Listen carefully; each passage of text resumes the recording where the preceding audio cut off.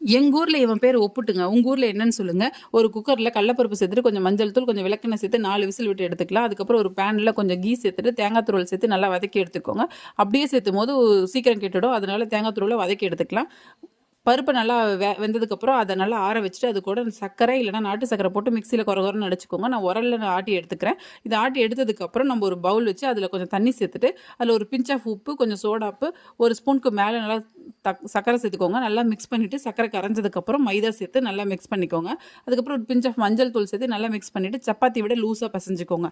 இது நல்லா பிசைஞ்சிட்டு ஒரு 10 to 15 மினிட்ஸ் இருக்கட்டும். அதுக்கப்புறம் பருப்பு, தேங்காய் துருவல், அதுக்கப்புறம் ஏலக்காய் சேர்த்து நல்லா மிக்ஸ் பண்ணிவிட்டு சின்ன சின்ன பால்ஸாக பிடிச்சி வச்சுக்கலாம். சப்பாத்தி மாவு தேய்க்கிற மாதிரி மைதாவை நல்லா தேய்ச்சிட்டு, அதுக்கு சென்டரில் பருப்பை வச்சு நல்லா ரவுண்ட் பண்ணிக்கோங்க.